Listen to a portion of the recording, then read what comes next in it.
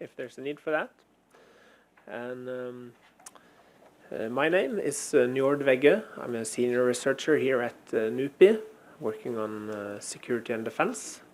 And I'm very happy to introduce our friend from our Swedish sister organization, Martin Kragh. I'll say a few words about him. He is the head of the Russian and Eurasia program at the Swedish Institute of International Affairs. Kragh's research interests include Russia's economy and history, but also the political development in Russia and the former USSR. Kragh holds a PhD from the Stockholm School of Economics from 2009, and he is associate professor at the Uppsala Center for Russian and Eurasia Studies. Kragh is also research leader for the Uppsala Forum of Democracy, Peace and Justice, member of the board of the Sverker Åström Foundation, and a former member of the board of the directors of Transparency International Sweden. We'll also have two prepared comments to his presentation, but I'll introduce you after that. So welcome, Martin. Thank you, the organizers. It's a pleasure to be here. I was invited to give a talk on influence operations, broadly understood, a topic that has been debated a lot in the last years following the Russia-Ukraine war, the US election, and other events. The sort of focus of my talk will be quite broad. I will be discussing influence operations as an aspect of world politics.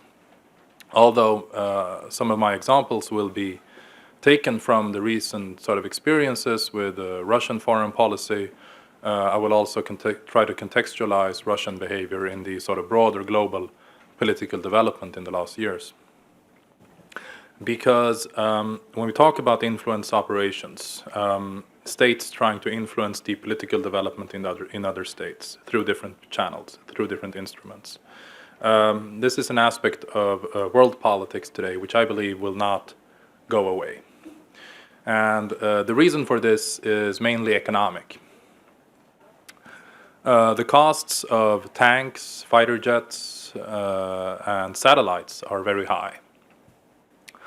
But the costs of influence activities are relatively low. They are in fact very low.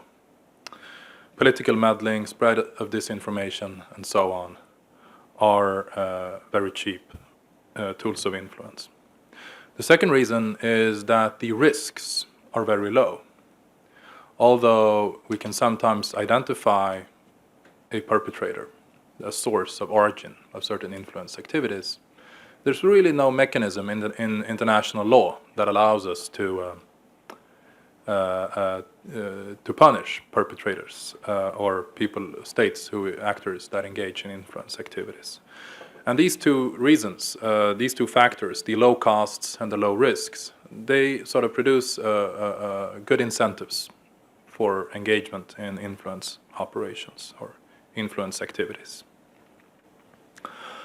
Russia, needless to say, has evolved in the last years as a leading country within the domain of influence operations. We saw that since 2008 and the Russia-Georgia war in August of that year, when Russian political and military leaders concluded that yes, we won the military battle with Georgia, but we lost the information war, they said. We lost the interpretation in the sort of global political debate. We lost this information war to Georgia. And since Ukraine 2014, we've seen how Russian sort of attempts to influence events and developments in its near abroad has expanded in concentric circles, and now I believe we can argue that it is a global phenomenon. Historically, we can say that this emerged, in fact, in concentric circles. The first population to be the target of Russian influence activities was, of course, the Russian population, starting 15, perhaps 20, almost 20 years ago. This has then expanded sort of in the second concentric circle to the post-Soviet space, Russia near abroad, and now we are seeing how Russia has been ambitious in influencing the political developments globally. For example, following the events in the intervention in Syria in 2015 and the Russian role in the US election. With that said, however, I should emphasize that Russia is by no means the only actor involved in influence activities. Russia is not the only state that is trying to shape the development in a direction abroad which is favorable to their own interests. There are also other state actors that we can identify and we can talk about them. And there are also, in fact, important non-state actors that sometimes these non-state actors might be even more influential and effective than the big states themselves. I should furthermore point out that there are completely legitimate ways for states to communicate with populations in other parts of the world. This is the so-called public diplomacy. Every country has the right, according to international law, to broadcast news and other things in different languages to target groups in other countries. So Russia in the last decade or more has invested in building up the Russia Today TV network, RT, the Sputnik websites. And there are other countries as well that have had these sort of public diplomacy tools for many, many years. China has CCTV, Qatar has Al Jazeera, the West has, for example, towards the post-Soviet countries, the Radio Free Europe. And although a lot of the focus when we talk about Russian sort of so-called meddling in Western democracies, a lot of the emphasis has been on Russia Today and the Sputnik networks. My opinion is that these are not a problem. I do not consider RT and Sputnik to be a sort of a threat in any way to our Western democracies. Doesn't mean that they are completely unproblematic. They have been known to publish and broadcast conspiracy theories, outright fabrications sometimes. But most of the time they are just presenting a sort of pro-Russian or at least anti-Western, sometimes very tendentious sort of worldview. But on the other hand, there's nothing sort of illegal or something deeply problematic with that we cannot handle. Much more problematic and much more worrisome is what we can call the sort of clandestine or illegitimate ways for states to influence decision-making and public opinion in other countries. This is political warfare, so to speak. In the Russian tradition, the Soviet tradition, this was known as the active measures. In the KGB handbook on political warfare, there was a certain concept known as aktivные мероприятия, in English language, active measures, which consisted of a number of tools that the KGB developed. One was the setting up of front organizations in the West, organizations that looked nominally to be independent, but in fact they pushed the Soviet agenda. The spread of disinformation. In the Cold War, this existed and was part of the sort of KGB handbook. For example, when the NKVD in 1945 kidnapped Swedish diplomat Raoul Wallenberg in Budapest, the Soviet authorities spread a lot of disinformation, first about his whereabouts, and then in order to discredit him, they spread disinformation that he had in fact been trying to profit by taking gold and jewels from the Jewish population in Hungary. Spread of fake documents is another classic sort of active measure. Secret or not secret party financing, supporting political parties, organizations in the West. In the Cold War, this was primarily the sort of pro-Soviet communist parties, but not necessarily only those organizations. Today, in the last 20, perhaps at least 15 years, we have one new domain that should be added to this traditional handbook, which is the cyber or information technology domain, which was simply added to the sort of traditional handbook. And if you look at the European Union in the last 5 years, it's my opinion that we have seen numerous examples that illustrate how these so-called active measures can be useful in order to understand Russian attempts to influence the political development. When we think about Russian behavior, foreign policy behavior, it's important to look at Russia's political climate and Russia's political culture. Because if we look at their own military doctrine or their own security doctrines, which are signed into law by Vladimir Putin, the president, they identify the sort of worldview and the threat perception of Russian military and political leaders. And if we read these documents, they show and state very clearly and explicitly that information warfare is an aspect of Russia's national security. And Russian political leaders believe that the Western states, primarily the US, is out to undermine Russia's political and economic stability. They are trying to achieve this by creating so-called color revolutions or regime changes in Russia's near abroad or its sphere of interest, and even in Russia proper. Therefore, when they describe the sort of information climate, they argue that the control of both the domestic and the foreign information climate is a defensive measure. So Russia is reacting to what the West is doing to Russia. Russian actions are simply responses to Western attempts to meddle, to intervene, to undermine, and Russia is threatened by the West. So this is what is stated in Russian official documents. And of course, to some extent, the West has promoted its own political agenda in post-Soviet space. The West has promoted democracy, human rights, and so on, through NGOs, through political financing of democracy movements, and so on and so forth. If we look, however, what has happened in the West in the last years, we see something different. If we look at Russian influence activities towards the West, I think there are two sort of main events that highlight the shift that has occurred in the relations between Russia and the Western states. Vladimir Putin came back to power in 2012, an election that was, according to Russia's own sort of electoral monitors even, characterized by voter fraud. And there were huge protests when Putin came back to power. You remember the Bolotnaya protests in 2011, 2012, with about 150,000 people or so protesting. What has happened, of course, in Russia, as we know, is that the political climate, the political situation has become less democratic, more authoritarian. And the laws against so-called homosexual propaganda, the banning of adoptions of children to the West, and then, of course, the war against Ukraine and the annexation of Crimea in 2014.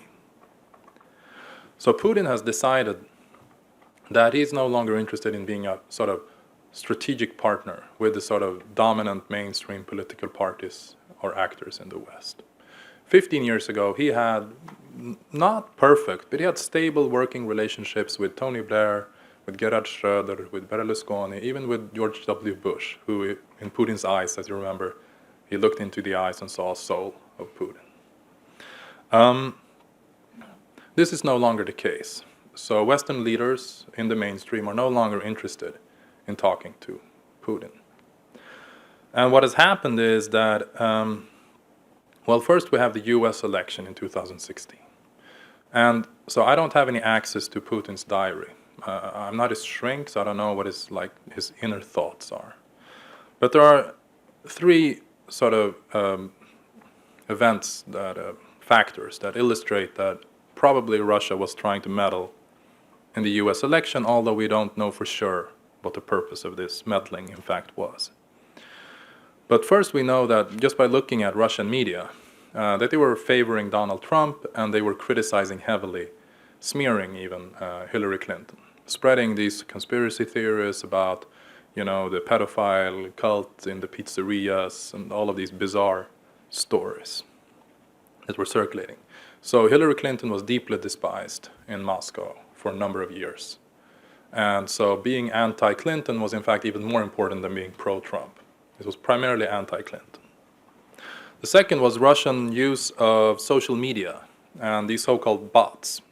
These are automated accounts sort of on Twitter and Facebook, and you have tens of thousands, and you can direct them to amplify and spread certain messages.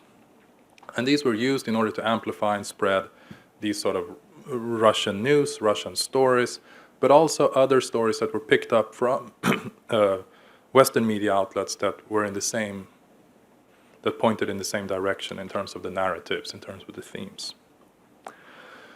And thirdly, you have the cyber intrusions.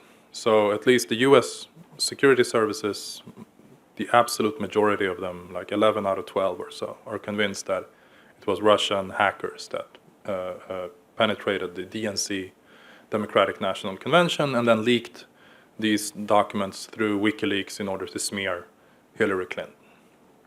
Of course, if you look at these documents, there's not much of interest in there, in fact, but just the very release of a huge dump of communications that looked suspicious was in fact one more sort of way of targeting Hillary Clinton's campaign. The second big sort of change in Russia's relations to the West in the last years has been towards Europe. The French elections, the German elections, we've seen those were the big ones this year. And although there were emails leaked from the Macron campaign, in fact, they had been prepared for this event. So in fact, they were not harmed by this in any way. Yes, Macron himself stated that the Russian state media and so on had been trying to smear him. But there's no discussion that the French or German elections could be discussed or undermined by the sort of belief that there was serious Russian meddling. The role of Russia in the EU has been different.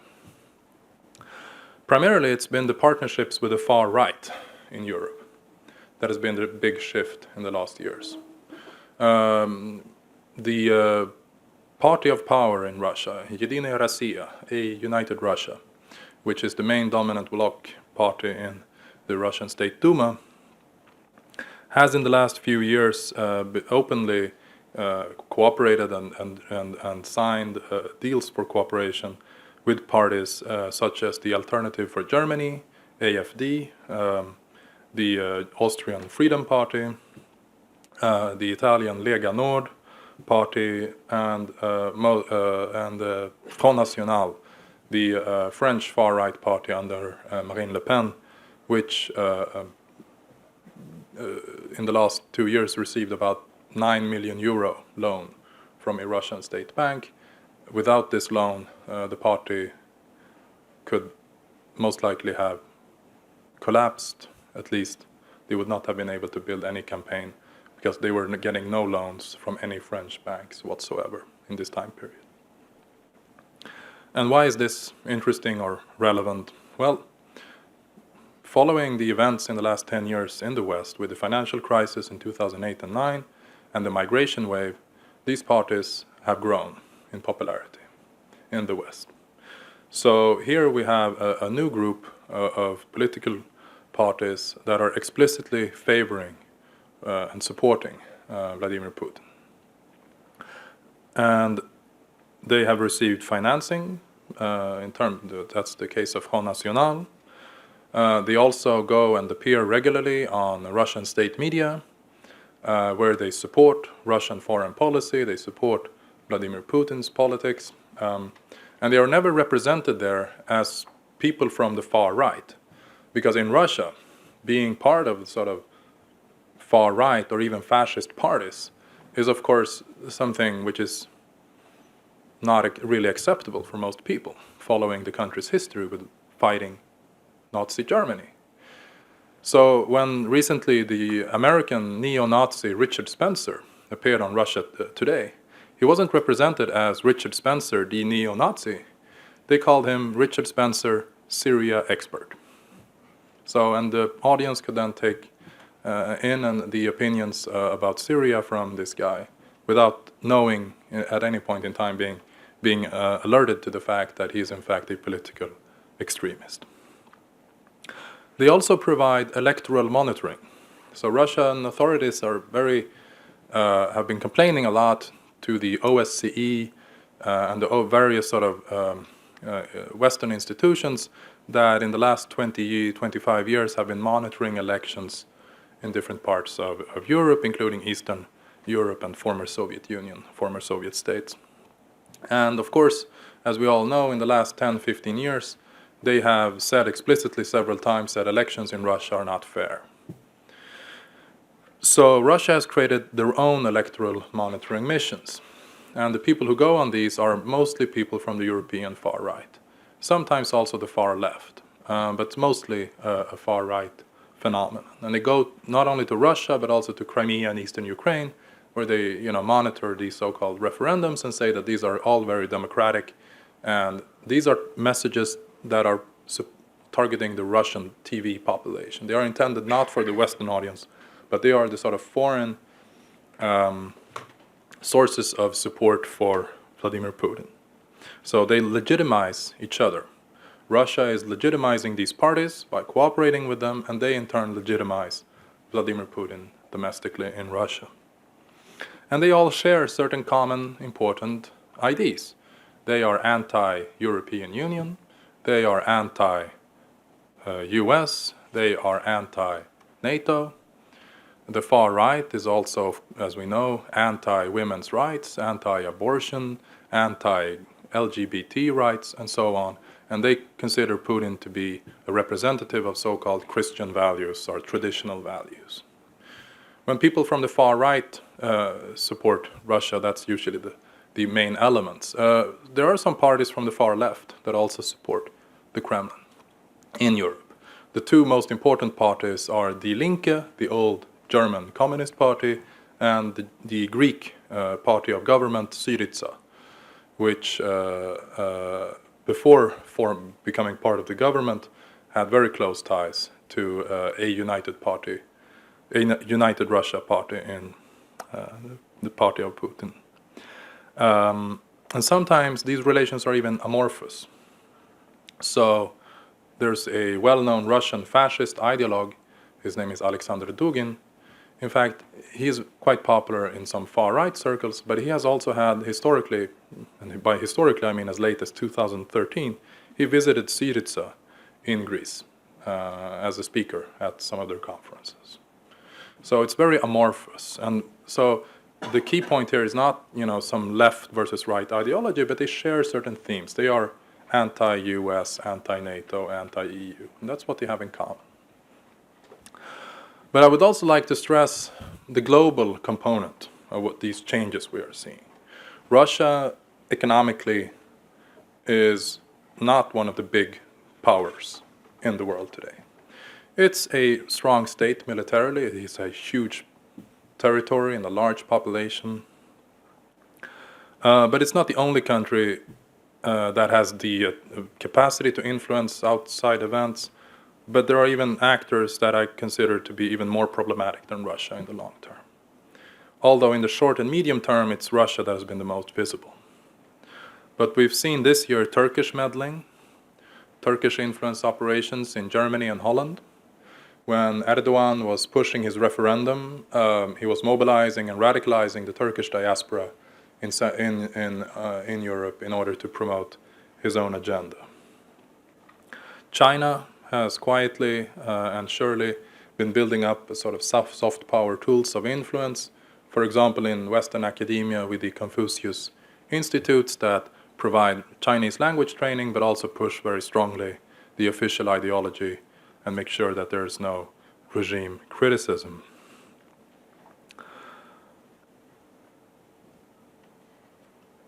The most important source of influence, of course, should be mentioned. It's not these media outlets, it's not the spread of disinformation. The biggest poison today is corruption. We've had in the last 3 decades an era of globalization, financialization, rapidly decreasing costs of transportation, the IT development has made financial transactions, and the banking sector has been transformed. And we've seen in the last years these revelations, for example, the Panama documents, the Panama leaks. We've seen evidence now recently that is being handled in the EU, the Azerbaijani government of Aliyev bribing dozens of EU politicians in the Council of Europe, for example, so that they would make sure that the human rights violations in Azerbaijan are never result in any EU sanctions. We have seen in London and other sort of Western offshore regions huge inflows of money from not only Russia but many post-Soviet states. A lot of these so-called collusion between people close to the Trump campaign and Russia, in fact, seems to me not so much be examples of outright collusion, but rather this murky business of, businessmen, lawyers, PR gurus in the West who were cooperating with people such as Viktor Yanukovych in Ukraine, for example, in the last years. The sort of very despised oligarch, corrupt politicians that are common not only in Russia but in elsewhere in post-Soviet region. And this is a poison because it buys a lot of influence. It buys politicians, it buys lawyers, it buys consultants, it buys real estate agents who then become addicted to these financial flows. So, in conclusion, I'd like to strike a sort of optimistic tone. Western open societies, Western democracies, will always be vulnerable to influence activities such as disinformation, propaganda, and other tools of influence. Our societies need to be more resilient, we need to have more awareness. However, our vulnerabilities are also our strengths. That is the pluralism of opinions, the public scrutiny, the transparency, and an ability to reevaluate, adapt, and reject false IDs. So I'll stop there and be happy to take comments from first you guys and then answer any questions. All right. Thank you very much. Maybe we should continue standing here. It's more convenient. But why don't you just sit and we could start with Malin. So Malin and Karsten, just have a seat.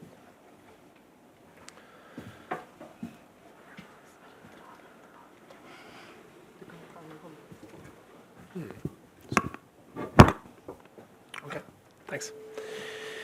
So thank you very much. We're happy to have two prepared comments. First is from Malin Østevik. She is a researcher here at NUPI in the research group for Russia, Eurasia and the Arctic, and has previously also been a part of the research group for security and defense. She specializes in Russian foreign and security policy and the role of communication, media and the internet in international affairs. She has a master in political science from University of Oslo and has also been studying in Russia. She is part of an ongoing research project called Russian Strategic Communication and Political Ambitions in Europe, and her comments will in part be based on findings from this project. So please. Maybe Malin should take that microphone. Maybe we can have that microphone here as well. Sure. Yep. I'm standing up. Yes. Sorry. No.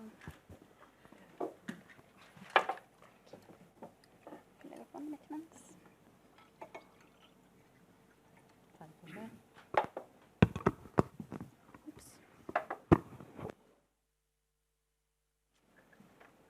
Okay. Thank you. This was very interesting to me. I find that I think lots of our academic interests and also maybe research in this field overlap, because I subscribe and agree with most of what you're saying. So this will not be a critical discussant as such, but I'll try to sort of elaborate on things that I find the most interesting, and then we can see if you agree or not.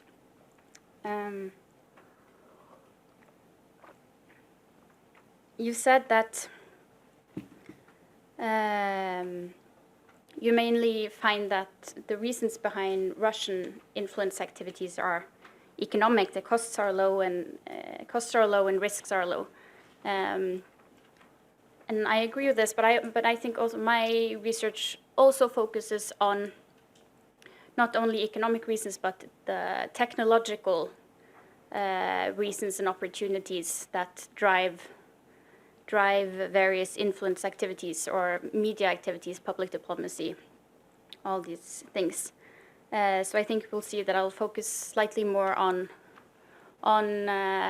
technological aspects as well as institutional perspectives, which I find very interesting. There has been some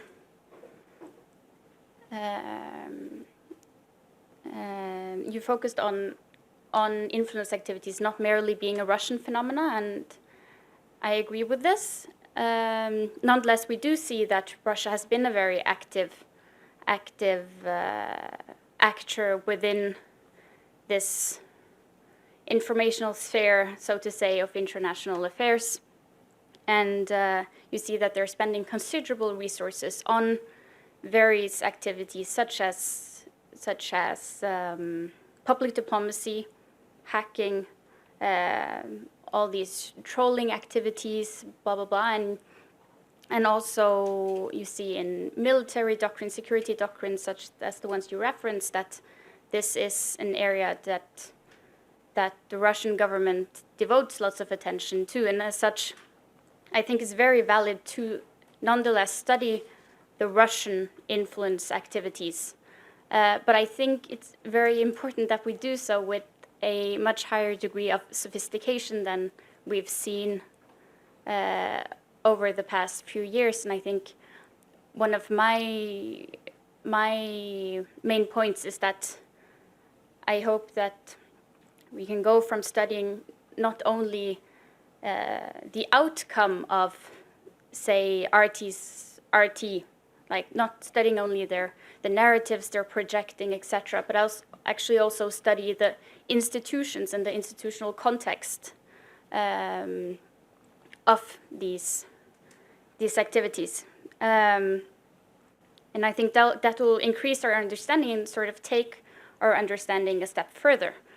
And some points that I want to make here that dovetails quite well with what you've been saying is that I think although various influence activities such as RT, Sputnik, forgeries, hacking sometimes operate in concert towards a common goal. Sometimes they try to and they don't achieve that. Sometimes they actually do achieve it. It's very important to distinguish between different types of activities. And so RT, for instance, and to a certain degree Sputnik is it's a very different type of activity. Their media coverage is a very different type of activity than, say, hacking, on the other hand, or trolling or whatever. So you have, and also actually there's a big difference. Our research suggests that there's a big difference between also RT and Sputnik. Like these two are also often treated as one and the same, but RT's level of journalistic quality is much higher than Sputnik. And RT actually wants to be a news broadcaster along this international news broadcaster along the same lines as BBC World, as Al Jazeera, as Deutsche Welle, France 24, etc. And sometimes they fail to, or oftentimes they fail to reach the same level as these other broadcasters, but that's nonetheless the type of category of institutions they want to compete with and be seen with. And as such, I think RT is best seen as a long-term soft power tool of the Russian state. And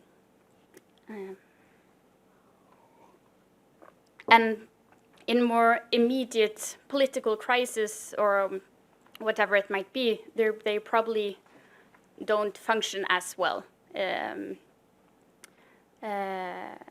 I guess the same goes also for Sputnik, but Sputnik publishes a much lower quality of news and a much higher quantity, and really is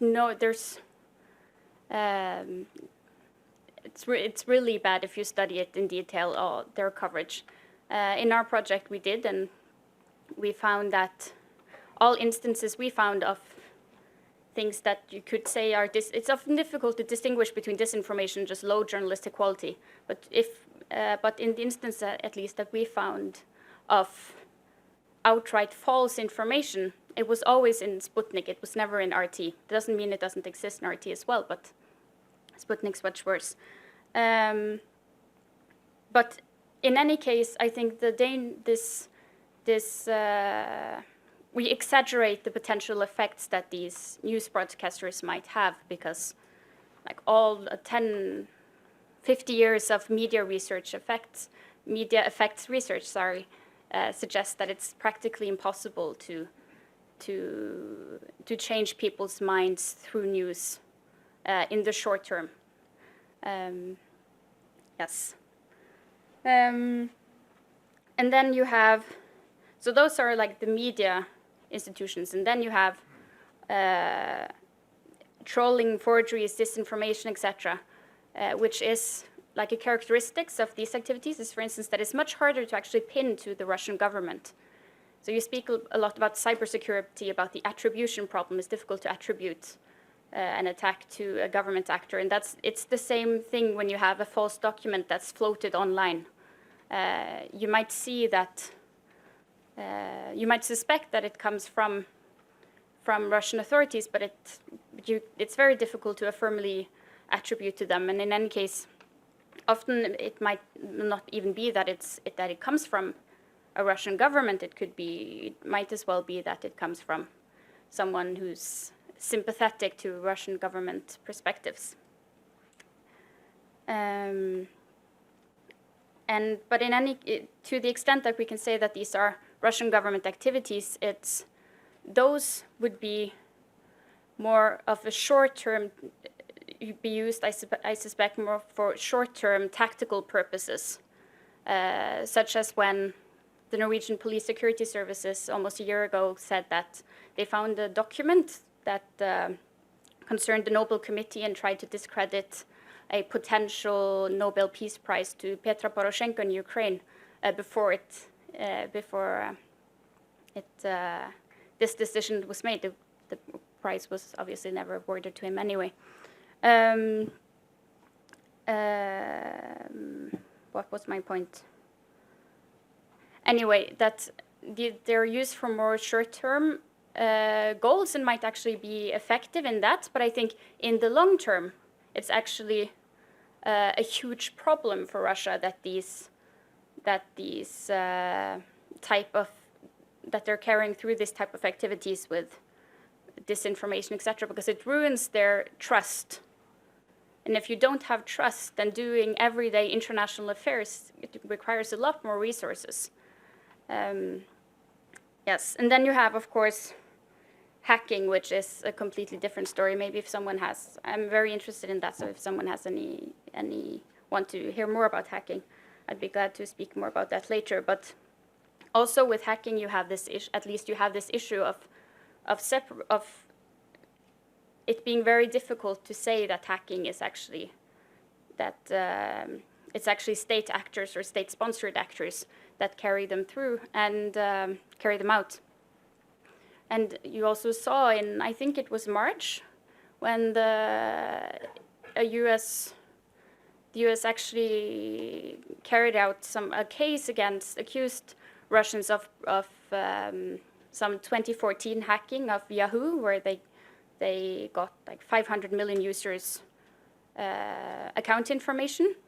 And you saw there were 2 FSB officers that were charged, and then there were 2 so-called cyber criminals. So what I've just been trying to somehow get at is that it's not this one big Russian government, Vladimir Putin, that's necessarily behind all of these very different activities, and can be very many different actors. And why is that important to know? Well, because, I mean, we can look at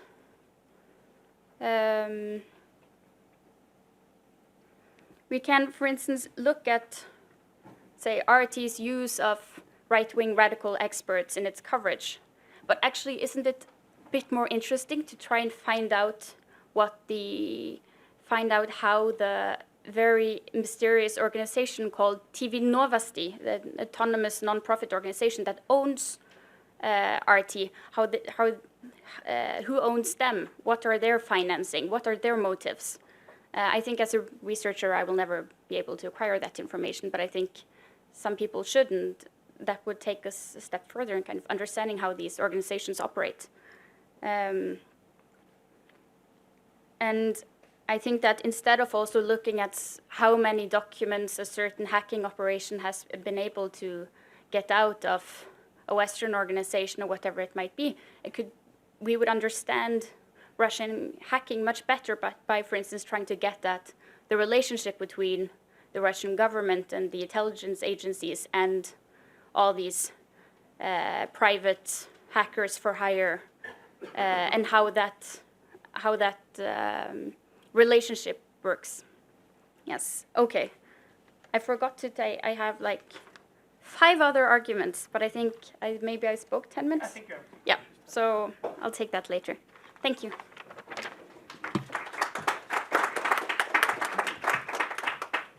Thank you very much. And finally, I want to welcome Karsten Rønfeldt. He's an associate professor at the War School, where he teaches international politics. You have also worked here at NUPI in the 1990s and have a PhD from LSE, where you worked on NATO strategic communication.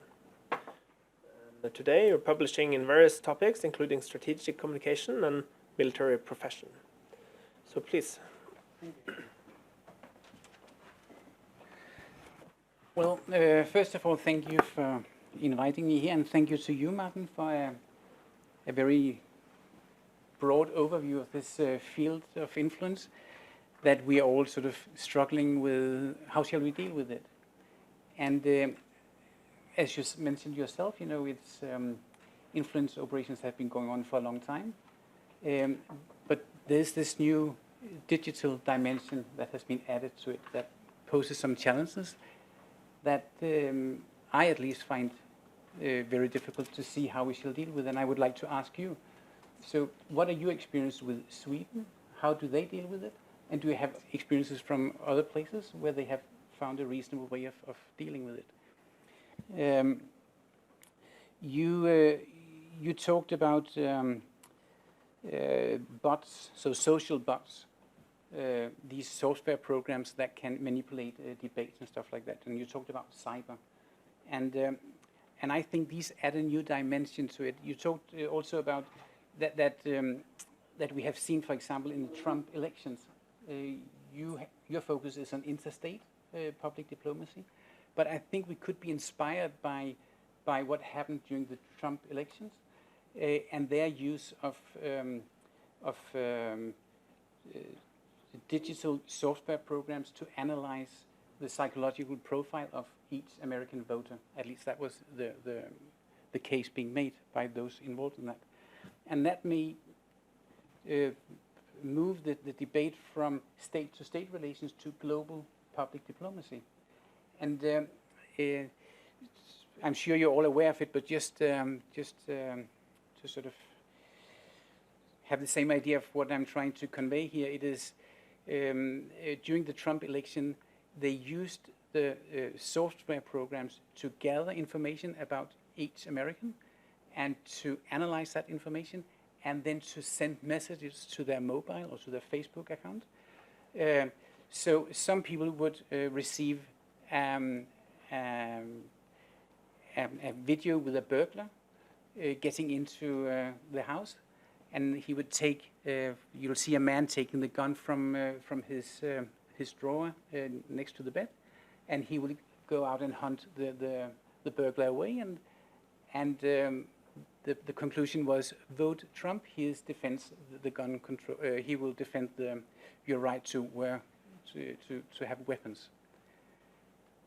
Other people would receive a different kind of video with exactly the same conclusion or debate, vote Trump, but they would get a message with a father and a son going hunting, and you would see them at sunset having a good time, father and son, with each their rifle. Again, vote Trump. He would maintain your right to have guns. The point is that the analytical background information that decided who would get the burglar video or the hunting video was made by a psychometric data system that would target the video to the psychological profile of the owner of that mobile, and that changes the entire way of targeting us as individuals, from being normally when you did direct marketing, which started back in the 1960s, you did it with men between 50 and 60, wide, reasonable, good income, that kind of stuff, and you will give them that message. Then people 18 years old, 18 to 25, would get another message. So that was the broader target groups. But this possibility that lies in the digitalized information technology gives us totally new ways of influencing people, and I think that's fascinating. I just wondered whether you have any sort of ideas about how we can deal with that.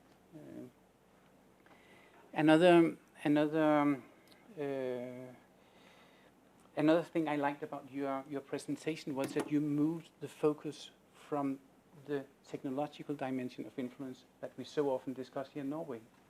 When we talk about these things, we talk about cyber. But you moved the debate into the cognitive domain. So how do we influence the will of people? How do we influence the values and attitudes of people? And this, I think, is a discussion that we are missing here in Norway. We focus very much on critical infrastructure, defend energy structure, defending finance structure and stuff like that, and that's fine. It's important. We should do that. But if we focus on that, then we focus only on winning each small battles. We do not win the bigger war, maintaining the society we like. But your approach moves the attention to a more political level, and I think that's where the debate becomes more strategic. So what is the political outcome we would like to get out, to reach at the end, and how does all this influence operation, cyber, social bots and all that play into that? So I just wondered whether your approach is quite common in Sweden, because it's not in Norway, and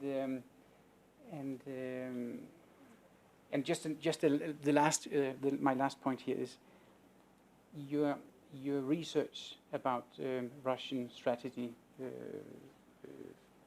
on public diplomacy on Sweden is critical to Russia, but also to the Swedish society. I think many you have the Aftonbladet, who has been criticized, stuff like, and I just wondered how has that been received in Sweden, both from the authorities and also in the broader public debate. So with that, thank you. Thanks. I just want to make a couple of points. So when we have a question and answer, I'll first give the floor back to Martin. But when we open the floor, it's important that everyone use the microphone, since we are streamed. And why don't you just start, and we'll pick up from there. Okay, thank you for the comments and your reflections on this topic. I think we are more in agreement than in disagreement. It was my approach to this topic, common in Sweden. Not really. I hope my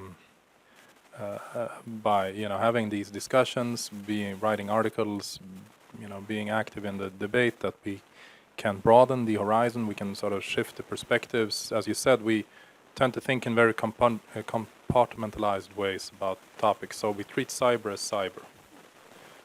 But the biggest one in a certain situation, the most critical consequence of, say, a cyber attack might not be the actual cyber attack, but the cognitive effect on the population.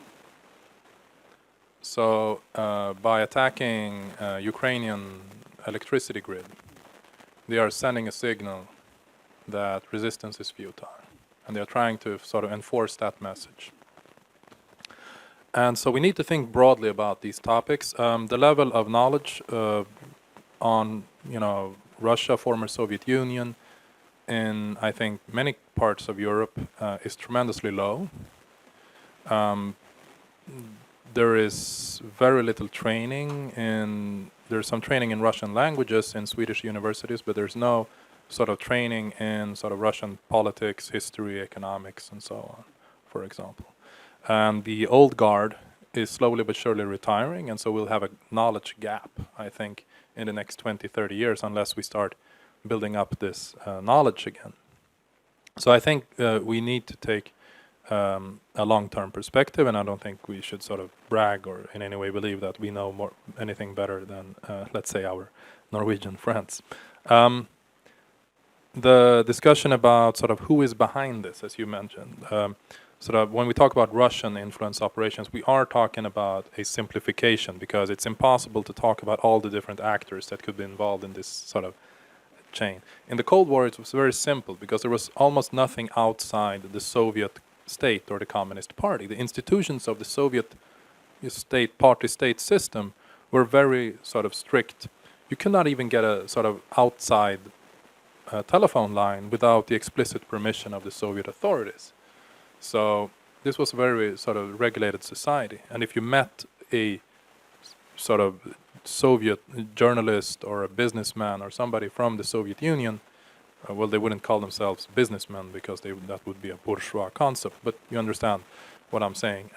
You could be sure that they were Communist Party members. Most often they had to be that.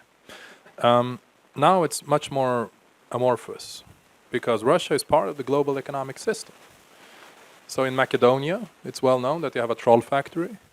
They do only one thing: they produce fake news. There are a few guys in a cellar in Macedonia, in the countryside, in a house somewhere. All they need is internet connection, and there you go. They produce fake news all the time, and they sell these fake news as services. And they produce them, and if you put them online and it looks interesting, some idiot, will click on this and say, "Oh my God, this sounds interesting," and Google, YouTube, Facebook generates revenue every time you click on that. And you do that, you multiply that by 1 million, because producing fake news is very cheap. All of a sudden you have a very small sort of marginal source of income for each click. But in the aggregate, this is even a business model. So therefore you have not only political sort of motives, you have also economic motives and security motives that you can add to this. But you always have plausible deniability. That was even the case in the Soviet Union. When you plant disinformation somewhere, there's never 100% certainty who was behind it. You can see the patterns, you can see the sort of overall sort of behavioral modus of a foreign state, but you cannot. There's always an element of plausible deniability, and that's even stronger now. Sure, the technology is what has made everything different in the last 30 years. But it's the technology factor that is behind the sort of low costs of spreading this information. Because if you read the memoirs of some sort of the old KGB defectors or the people who retired in the 90s and wrote their memoirs, people who were operatives in the West during the 60s, 70s, and 80s, they say that, well, according to our standards at the time, in a decade, in one period, a decade long, if we could plant one false story in a credible Western news outlet, that was considered a success. That's how hard it was. How long time span? In 10 years, if one operative was able to plant one fake news element into a credible sort of Western news outlet, that would then, get some spin. That was considered sufficient. Today, we see the quantity increasing dramatically, and it's of course because it doesn't cost anything with the internet. And even in the Cold War, they were sometimes successful. I mentioned the case with Raoul Wallenberg. The most famous ones are three U.S.-related ones. First one is the accusation of U.S. Army accusations that the U.S. Army was using bacteriological warfare in Korea, which was a KGB disinformation campaign in the 50s. Then there was the JFK assassination conspiracy, where the KGB planted the fake news story that it was a CIA operation. 30% of the US population believes the CIA killed JFK. And there was even a movie, a blockbuster by Oliver Stone, who is incidentally also making all these recent documentaries about Vladimir Putin and so on, that was shown on Western TV. And then you had the one on HIV being invented in a laboratory in the 80s by the Pentagon, which was also a KGB disinformation campaign. All of them, the intent of all of them was of course to smear the US and sort of weaken the sort of transatlantic link. But it was really hard. They really had to fight hard in order to plant those stories somewhere. And sometimes it took 10, 20 years for them to take spin, to be picked up. How do we deal with these new challenges? We need, well, since the problem is so multidimensional, we need a multidimensional fix. But if we talk about social media and the internet, we should remember that it's still a very, very young sector. So we had the Industrial Revolution in the UK in the mid-18th century, but it took a century before we had trade unions and proper work regulations. So that 6-year-olds were no longer working in these dangerous factories and so on. So it takes a while for societies to adapt to these technological ruptures, these dramatic events. Of course, we hope that it doesn't take a century this time. I think we haven't seen the end of the investigations in the US. We should remember that these companies, Facebook, Twitter, Google, are tremendously oligopolistic companies that have monopolized their sectors. They monopolize information in the same way China is, monopolizing the internet for the Chinese population. China has a wall which separates Chinese internet from the rest of the world. When you go and pick up your smartphone, most of the time, at least for young people, they no longer open the web browser and write the address somewhere. They go to Facebook and Twitter. And from Facebook and Twitter, they receive their information, and it's from there that they move forward to other sources of information. So Facebook and Twitter, with their algorithms, are able to already sort of structure the information that we get. And we don't know really how they select these. And we know that, it was so easy for anybody to buy ads, to show certain information to certain key groups. And we know that, the Russian troll factories did that to some extent, although the money they seemed to have spent was relatively small. They seem to have reached at least, some target groups in the US during the election. But the problem is we don't really know. So probably there will be regulations forcing these companies to be more transparent. And in Germany, we already have the new law with the fines for hate speech and these things that you have to fix it, you have to regulate it. Because, of course, there's so much hate and so much crap out there as well. You also have Google. I am 100% convinced that you can manipulate Google search results. And they don't like to hear that because their whole business model is based on the trust they need from the users, that it's a scientific model, they have their algorithms are clear and so on. So you have to explain to me then why in April, May this year, when you Googled my name, the first hit you would get would be to a supporter of Joseph Stalin. And not UI.se or BBC or New York Times or The Guardian, where I am also interviewed. I'm not interviewed by this Stalin blog. He has like 500 visits per month. There were like half the search results were like these bizarre conspiracy theory blogs. And when I looked into it, or at least I had some help looking into it, it was discovered that there were websites created with only one purpose, to drive the links in a way that when somebody Googled my name, these websites would jump up very high.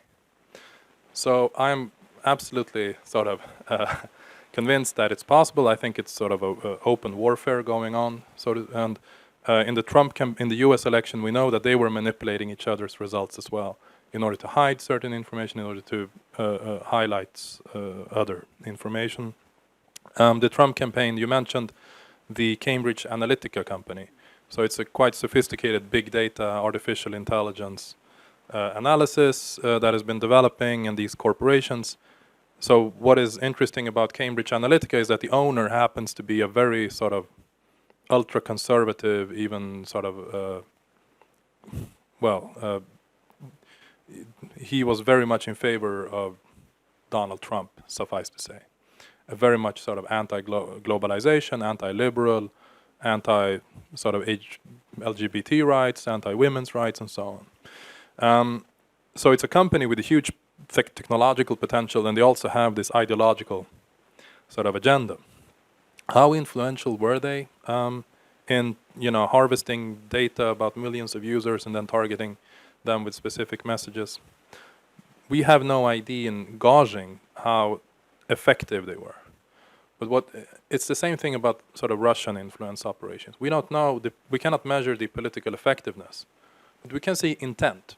We can see that there's somebody doing this and they're spending money on it, so there must be intent. And we can see what the behavioral patterns are, and then we can adapt and we can build resilience so that we are less vulnerable to those sort of channels of influence. Yeah. Then you mentioned just the reactions to my article. Most of them were positive. I sort of alluded to some things that happened earlier this year which were negative, and those were related to my article appearing. So a lot of hate and even quite serious threats. I was also on Russian state TV. They had this program about me saying that Martin Kragh is an agent of Pentagon and these things, and he's out to smear Russia and so on. I'm a Russophile. I'm half Russian myself. Half my family comes from Russia. But every time you talk about Russia, Russian foreign policy, Russian political, culture, you can count that on the fact that sometimes you will get also some negative reactions. So it's part of the current political climate that we have, unfortunately. Okay, thank you. So if anyone wants to ask questions, please raise your hand. So let's start with... please wait for the microphone and present yourself.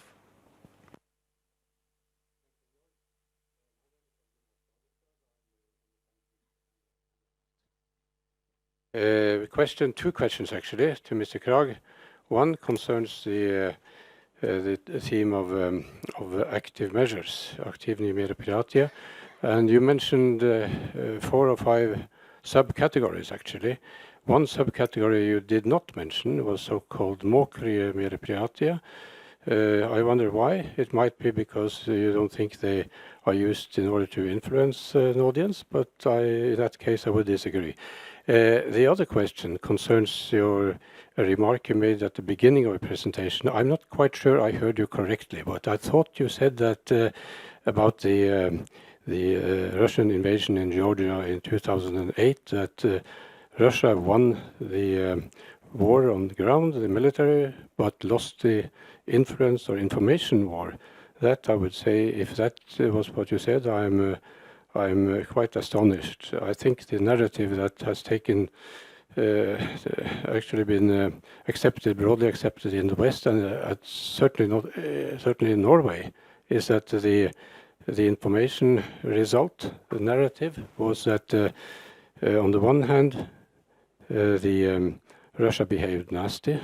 It was unfair to behave like that towards a small neighbor, but that mainly Georgia was to blame because of the stupid behavior of President Saakashvili and the pressure from the West, the invitation or at least the suggestion that they might join NATO and so on, and also the false idea or the false information that Georgians were actually the ones who started the war by firing the first shots, which is blatantly untrue, but nevertheless it's been broadly accepted. Thank you.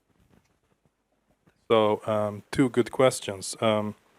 Yeah, you refer to another Russian term, wet jobs, which is basically killing political enemies at home or abroad.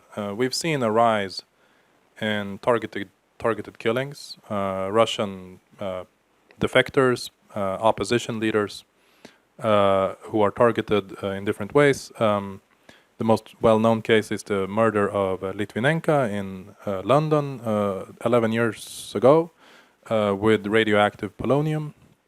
You have also opposition leaders, Boris Nemtsov, who was shot dead in central Moscow. You have Vladimir Kara-Murza, opposition leader who twice was poisoned, almost died. They say that if you're poisoned, his doctors in Germany said if you're poisoned one more time, you will not survive.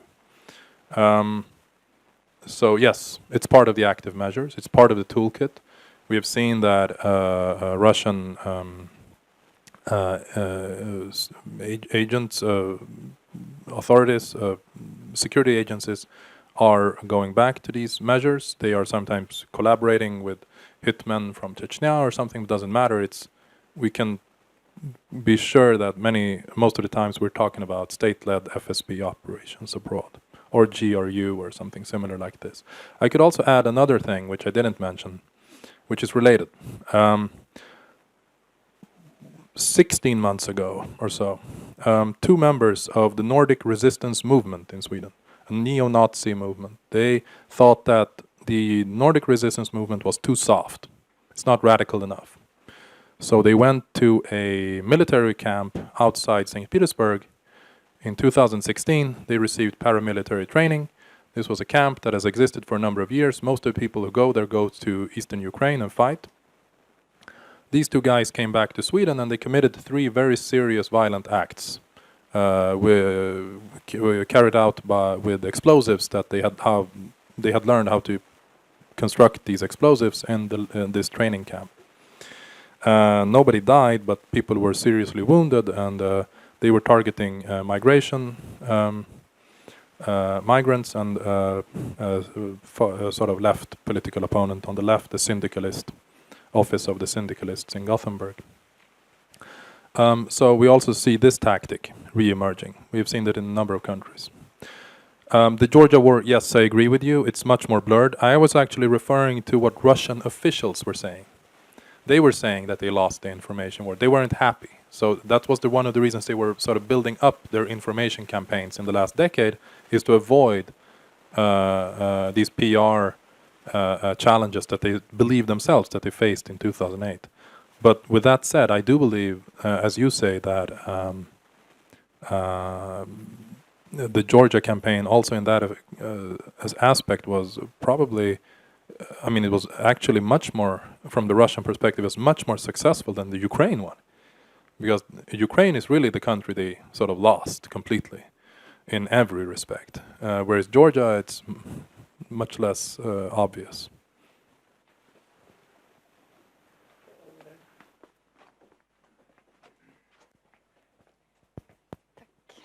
Hello, thank you for a very interesting talk. My name is Heidi Skjeseth. I was a US correspondent last year, so I covered the campaign and some of this misinformation. And I was just curious about, I mean, this is cheap and it's low risk, but do we know anything about the influence of misinformation on voters and on the audience? From what I've understood, it's very little actual results on that. But if you would have any thoughts on that, that would be great. And you also said that in France, they were prepared. So there were, you know, Russian meddling, or there was disinformation campaigns, but they were prepared. And I'm wondering if it was the government who were prepared, or if you talk about the response from the French press, who somehow collectively decided not to publish some of these things, and yeah, how they were prepared. And if you would share some thoughts on how you think this can be regulated, if that should be, you know, voluntarily from the tech industry, which seems to be the discussion in the US, or if the EU will have to take some sort of lead on government regulation. Thanks. Okay, and you also feel free to chime in. The first question about whether or not these influence campaigns in the US elections were effective or not. As we discussed, it's very difficult to know. Let's say that on average, obviously, the average sort of voter in the US was never exposed to any Russian disinformation or any Russian sort of weird news that was promoted.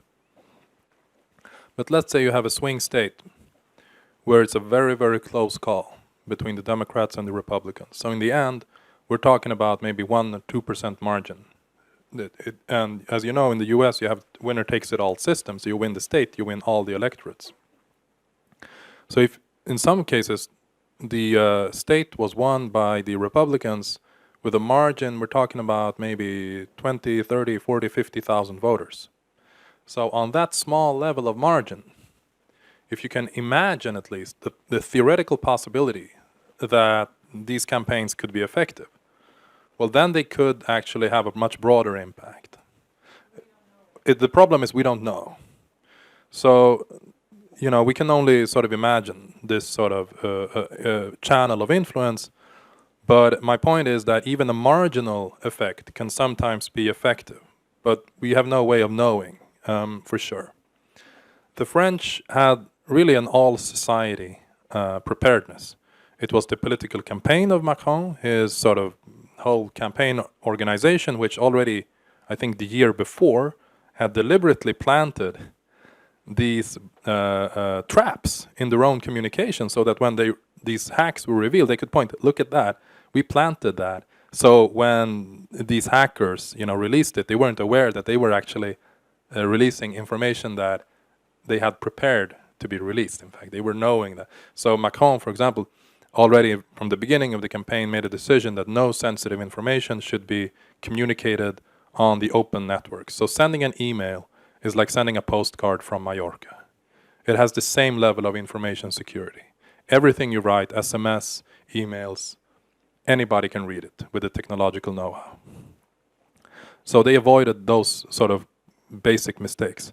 Then, as you said, the journalists, the media said that, well, we're not interested. I think it's also a big difference between French and US political culture. I mean, the US problems, they are domestic, and it's the huge polarization in the US society. That's what made them vulnerable. French society, you know, like a scandal, like it's not, they don't care so much. Like, it's not so polarized. So also you have to find other sort of triggers to have an effect there. And I think the big trigger there was, of course, actively funding Marine Le Pen. I mean, if she had won, you would have actually have a politician today, a major political leader, who says that I will destroy the EU, I will leave NATO, and I will recognize the Crimea annexation. So, I mean, she is a threat to the European security order because she wants to undermine it completely. How do we regulate it? So in economics, what I teach my students at the Stockholm School of Economics in Stockholm, where I teach, is that there are two sorts of failures in the economy. One is that we call the market failure. That's when the firms, for some reason, the companies, the structure of the market, fails to generate a good outcome. And if there's a market failure, you need some policymakers to push it in the more proper direction. Sometimes it's the opposite, however. It could be a government failure. The problem is not the economy, the market, the companies. The problem is the actual regulations. So Swedish housing market would be one such example. You cannot find an apartment. It takes 25 years in line. That's because of the regulations, not because people are unwilling to build apartments. So you have both. And if you apply this to the sort of social media, you can say that probably we have both. Probably the companies need to self-regulate in some ways. They need to take certain measures, even if it makes their business model less profitable. But if the policymakers wants to have any effect on their behavior, you need not regulations, but you need regulations that, in general, you need regulations that specifically will hit their profit, their business model. Because that's the only thing they, in the end, the shareholders will care about.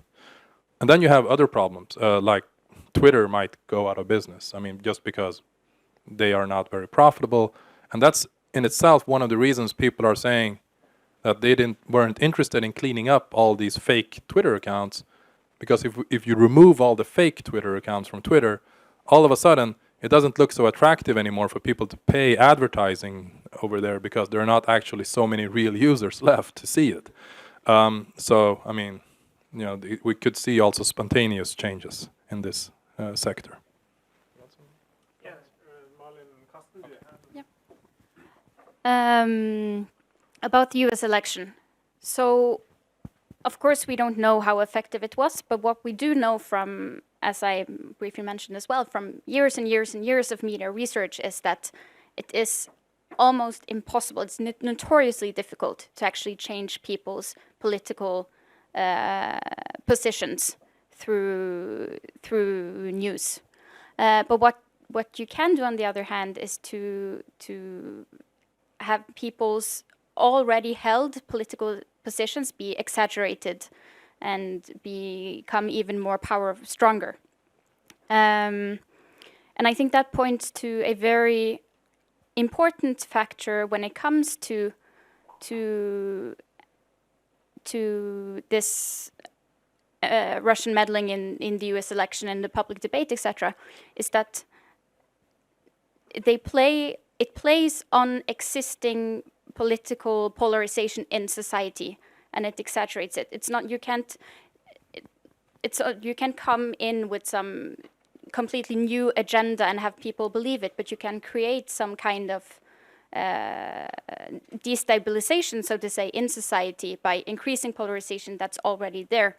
And I think that's extremely important to note, because that also shows that the main problem is actually not the Russian funded ads on Facebook, but it's actually that the US in this case has a society that's very politically polarized. That's the fundamental problem. If you have a society that's more harmonic, so to say, they're so much less vulnerable to these activities.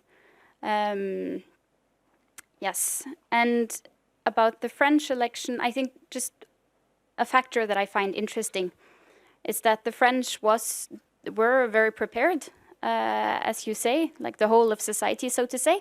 But what was interesting is that when these documents that were hacked and then leaked, you saw that it was actually, to a large extent, American right-wing radical type of groups that on Twitter and on social media were pushing these documents and saying, let's try to make this a big deal in France, let's try and somehow affect the election, which also goes to show that it's, again, that this whole debate is very political, but also that you have these transnational kind of advocacy groups of right-wing radicals that also play into this. It's not only the Russians. Thank you. Well, I just Other questions? Thank you. Chris Prebenson, presumably a pensionist, but can't quite sit still. Particularly in this context, I've been working in this area for about 50 years, and have also been of interest to the friends we are talking about now for those 50 years. And therefore, I find the analysis very interesting, but it's a lot of déjà vu. I sort of get a feeling we've been here. There's modern electronics here, but there's much more other core things here. So I'm very curious about the analysis that goes in, and maybe the analysis I'm most preoccupied by is the Brexit. What kinds of analysis, what follow-up have you done on the Brexit, where it's much more difficult and much less structured in many ways, but the result disastrous? Thank you. Okay, let's take a couple of questions over there as well. Thanks. My name is Lars Hoftun. I'm the head of information in Oslo Fire Department, but I'm here as a concerned citizen. First, a general comment about marketing, because I work with marketing every day, and just a couple of weeks ago I tried to recruit Norwegian officers, and it's, of course, Facebook makes it very easy to target groups of people for a very small amount of money. And of course, everybody is doing this all the time.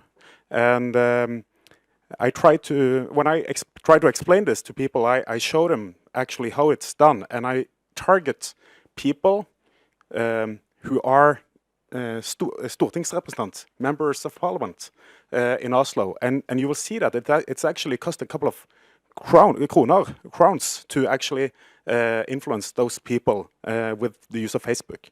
So a good advice is to always press the why am I seeing this on Facebook, because it will actually let you know why you are targeted in this specific ad.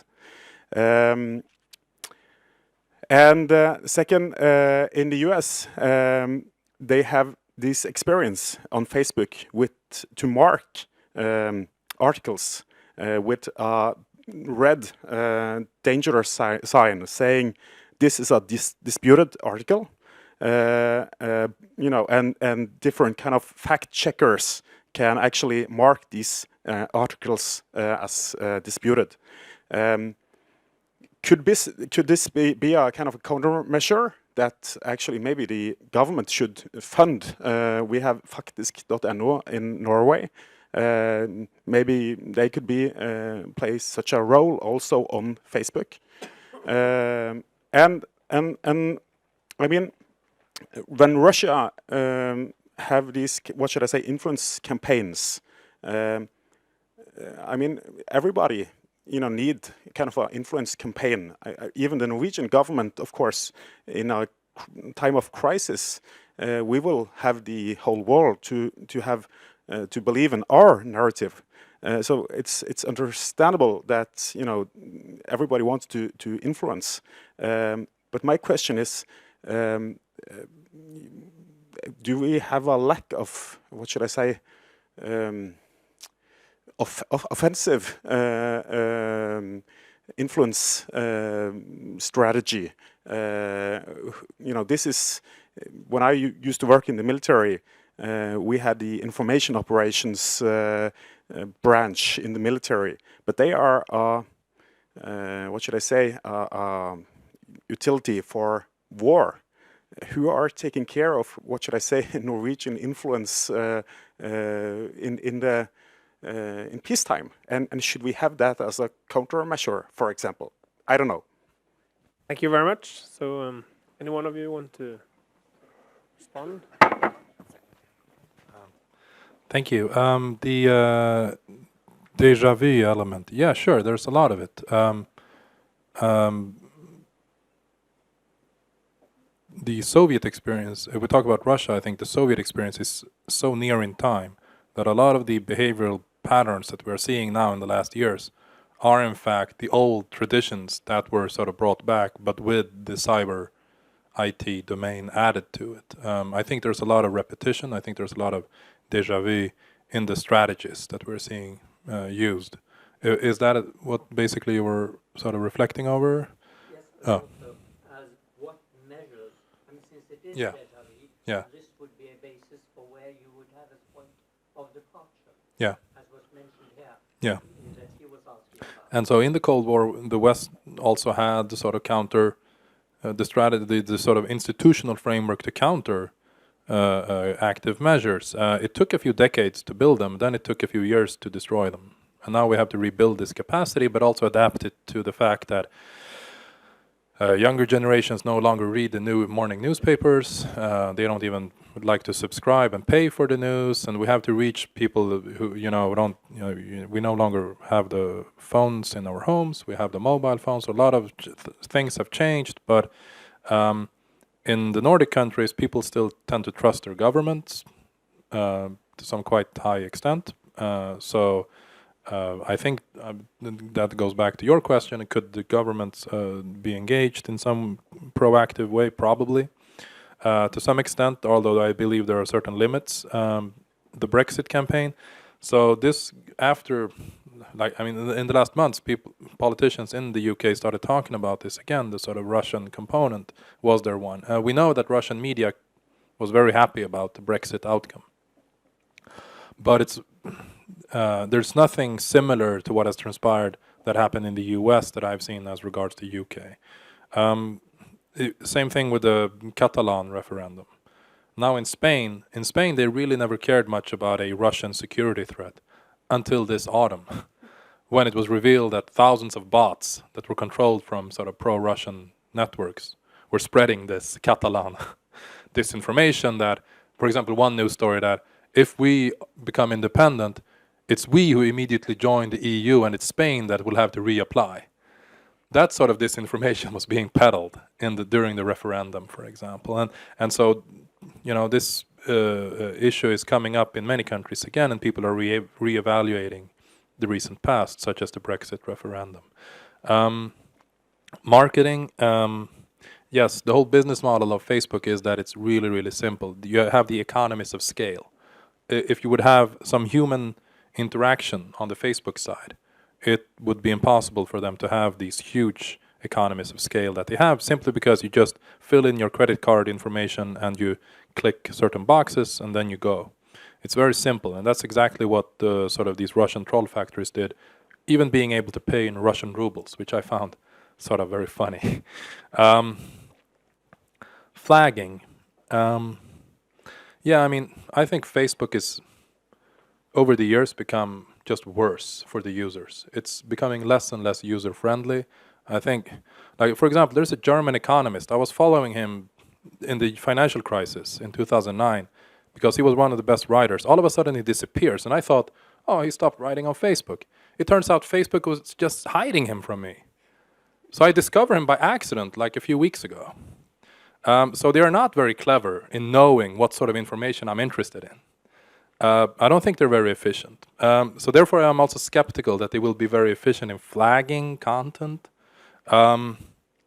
Of course, if you have like a list of well-known neo-Nazi websites, like probably those should have lower priority than, say, BBC or something like this. But if you really want to follow only the neo-Nazi websites, I mean, that's a problem for Facebook, because they want to keep that user even though he or she is a Nazi. So they can't hide that information either. I think the problem with sort of government certification is that it'll be turned on to its opposite. People will see that as a source of credibility. Oh, this is marked by the government as dangerous, so it has to be interesting. So this stupid legislation in the US that you have the hip-hop records, where you have parental advisory, explicit lyrics, like a label on the record. That was a law in the 80s. That was the wife of this politician who received the Nobel Peace Prize, environment guy. His wife was pushing this as a lobbyist, sort of anti-hip-hop, anti-rap music. But it became a sign of quality. Oh, this record is dangerous because it has like this label on it, this sticker. So I think that's a dangerous path. But sure, Facebook, it's a private, I mean, that's what we forget. Facebook is a private company. The shareholders, the board, they can decide to do anything. They can put everything on fire. Legally, that's fine. It's a private company. And we we tend to forget that. We tend to look at them as public utilities that should serve the public good, but they will never do that. They will serve the interests of the shareholders. And so we have to be aware of that it's a business model, not a public utility like the firefighters or the civil contingencies agency or something like this. Offensive sort of counter strategies.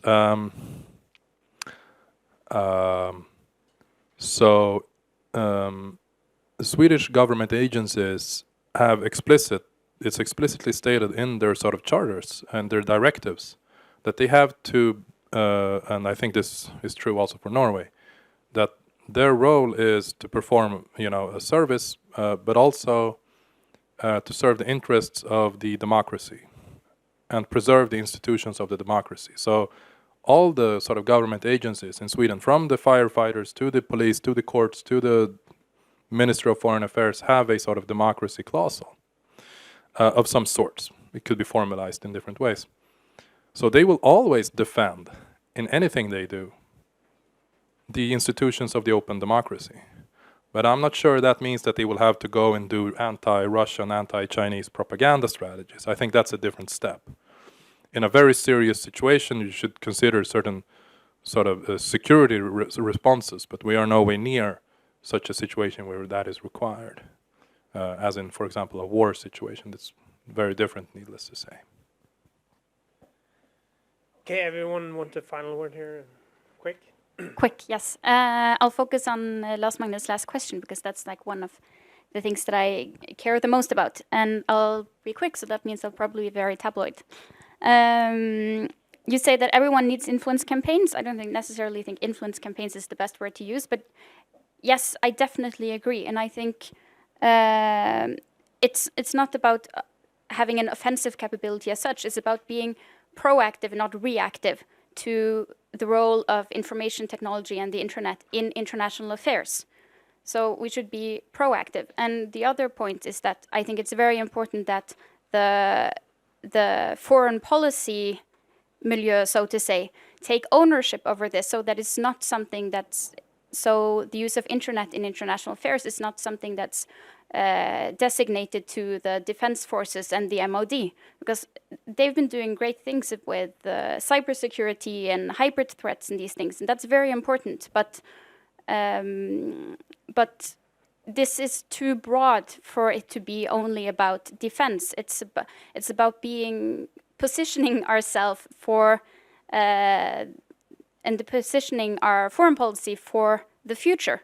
And so, at least in words, I haven't studied this, how it works in practice, but the Danes are actually have a much more forward-leaning, so to say, rhetoric around this. And they're talking about the digitalization of foreign policy. We're talking about digitalization of health care and all these things, but they're actually also looking into how somehow proactively about how foreign policy in the future would look like. Yes, thank you. Okay, then I want to thank all of you. Or do you want to have a final word as well? Okay. Let's give them a hand.